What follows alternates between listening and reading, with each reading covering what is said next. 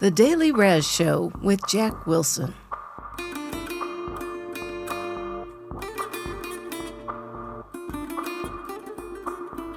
And here we go. Welcome to the Daily Raz Show. I'm Jack Wilson, and glad you could join us. I'm going to do a show today on something I was reading the other day about, and as I got more into it, I found it more and more interesting. I'm not going to get into it all today because it has to do with infrastructure, money, politics, gosh, just about everything. But I wanted to do this on electric vehicles. They're popular in some instances, and in some they are not. So I'm going to get started on that. And I guess the thing is, electric cars, the question is, do you own one? And if you do, how's that working out for you? How many electric cars were there in the United States in 2025? Well, it was projected the number of electric cars on the roads in the U.S. reached about 5 million. And companies like Tesla, Ford, General Motors, and others were investing heavily in the development of new electric models, which were, expected to cater to a wide range of consumers, from compact cars to SUVs and trucks. Trucks really became popular too.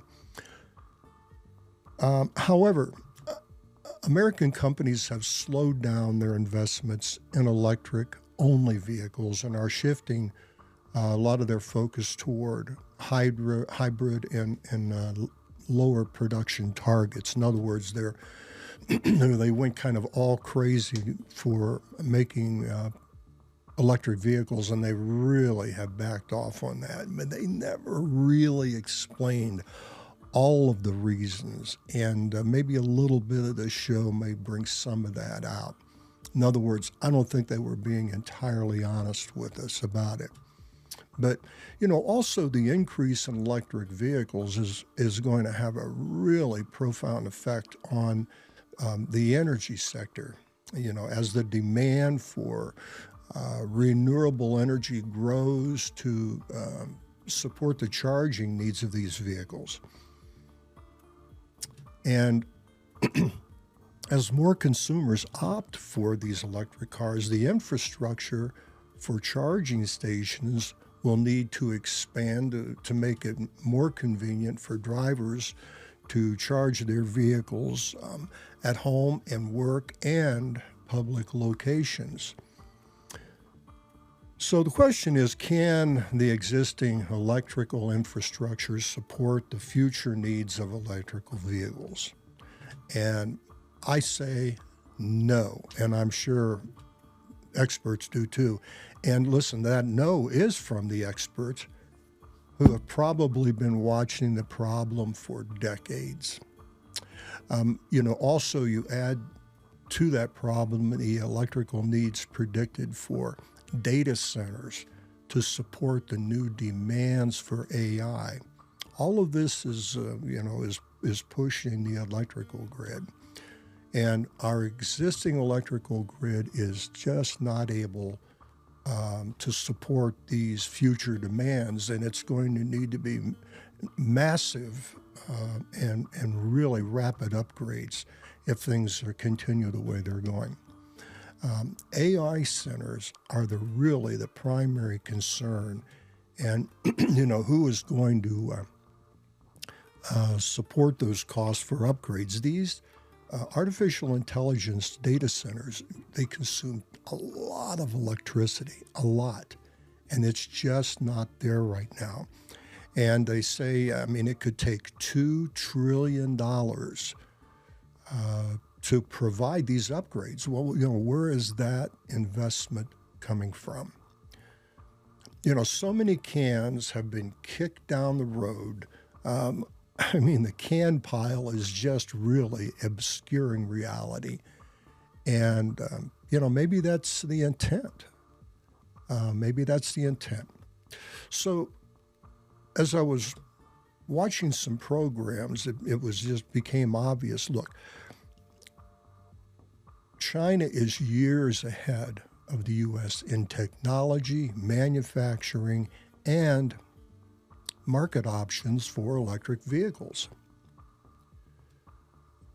They produce over 70% of the world's EVs and dominate the battery supply chain while offering more affordable and advanced models with much faster charging capabilities than we have in the U.S. Take, for example, the Chinese EV manufacturer of NIO Incorporated. Now, that's a capital N, capital I, capital O. They produce a high-quality, premium electric vehicle that competes with top brands like Tesla and German automakers. They offer advanced technology, exceptional comfort, and luxury interiors. And I've looked at these online, and they're nice. They are nice, and the reviews on them are exceptional. They also offer mid-market sub-brands with their, I think it's Onvo, O-N-V-O, and their Firefly EVs. But these are their mid-market sub-brands for affordability. But what they are best known for is their advancements in battery swapping abilities. When I read this, it was like, wow, incredible. Buyers can opt to purchase the car without a battery and opt instead to pay a monthly subscription for battery use. This reduces the cost of the vehicle by not including expensive battery costs in the car prices. So, what does the owner do for a battery? You get your battery at a NIO battery station, much like renting it. When your car needs a charge, you pull into a NIO battery station. It's almost like pulling into an oil change station that we have on every corner in the U.S. You pull your car into the station, and while you are sitting in your vehicle, the attendants drop the discharged battery out of your car from below and replace it with a fully charged battery.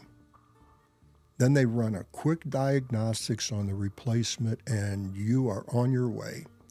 And this is all finished in 3 to 5 minutes, and it's paid for with your subscription to NIO Battery Service.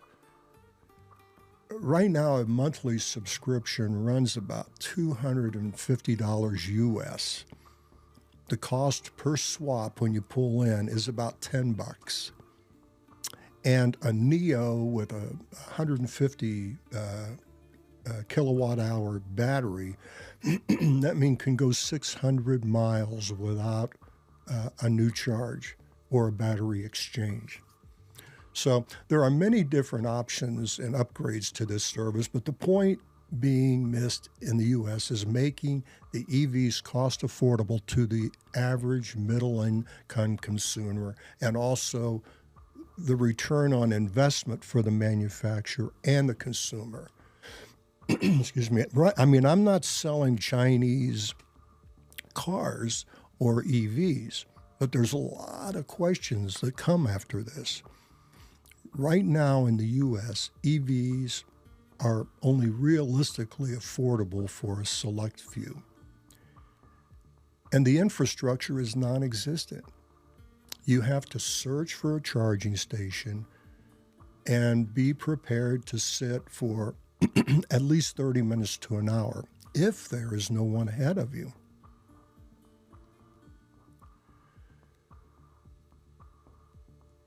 Why is the infrastructure non-existent for EVs in the U.S., the United States?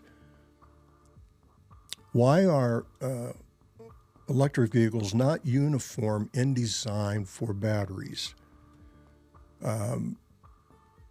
Shouldn't filling up your EV be as simple as pulling into a gas station and filling up your car?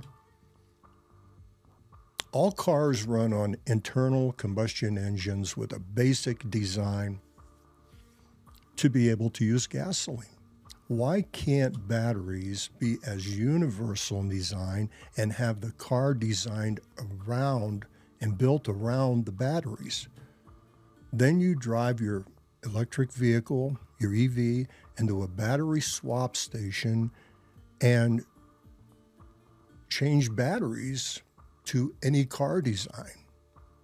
It makes sense to me. They're all under the car. They're all generally the same size, etc. So that makes sense to me. With this business model, you make the car affordable for everyone. And also the car will not be a worthless piece of junk after 10 years because the battery costs more than the car. It will only be a car with an empty fuel tank, and that can be filled up with a battery like the NIO business model. The U.S. it lives and breathes on fossil fuel, and the odds of that changing are about as same as humans being able to live on Mars. Why is China ahead of the U.S. in so many things technological? My opinion is most of it is from political influence in this country. One group is trying to slow progress in one area that is not lucrative for them, and another group is trying to do the opposite. So it becomes a loggerhead at every opportunity for progress. The infrastructure problem for EVs is just a small example of the gigantic problems facing the U.S. with our infrastructure. Our highways are crumbling.